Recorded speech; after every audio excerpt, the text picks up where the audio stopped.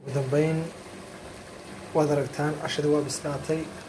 bismillahi raxmaani raxiim. si aad u jeedaanba waxaa aan diyaarinayaa waa cashadii waxay gabadhii walaashay ahayd waa hawlo casho diyaarin ku dhex jirta imtixaanadii ay u bilaabmeen.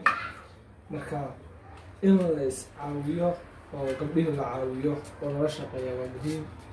raggii inaba sugayo hadda qadi maayaan raggu oo marka haddii walba soo gaartay si u yimaado casho diyaar uma yaqaanaan, laakiin ma yaqaanaan oo rag ma gataan in dumarka lala shaqeyso. waxaa hadda aan tirtiraya waa cashadii khudaarteedii baan diyaarinayaa. khudaarta waad aragtaan sida kan u qabo. khudaarta waa hadda googoonayaa. waa ku faraxsanahay in raggu ay dumarka wax la qabtaan, walaalooda naxariistaan, waxaariskooda naxariistaan. waana waxa keliya la isku dhaafay. qofka bini'aadamka ee nolosha sidiisa ugu ka gaarana waa qofka aan islaam weyneyn, mar walba isku mid badan, mar walba jecel in wax loola qabto.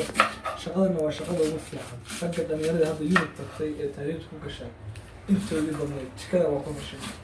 canjeeradii ma samaysan karaan, bariiskana ma karsan karaan.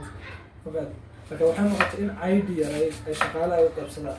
wixii yaraa caydh ah reerooda hadda inta usoo diri lahaayeen ay dumarka waxaan leeyahay raggaa Soomaaliya kuwan talinayaa la shaqaysta dumarkiina oo dumarka waxaa la qabto oo jikada halooga galo oo nin walba marka ay kugu soo aado waxsame casho diyaarin wanaagsan. marka waad aragtaa kaamada ku qabo waxaa la jarjaray waa kaabashkii cashada oo aan ku dhex jirnaa.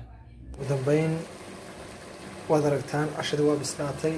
waa ukun ay caawi jeclaysteen inaan dhalinyarada aan u sameeyo. weli cashadii iyo barnaamijkii cunto karintan ku dhex jirnaa. insha allah wixii dambe wadina wadaagaya.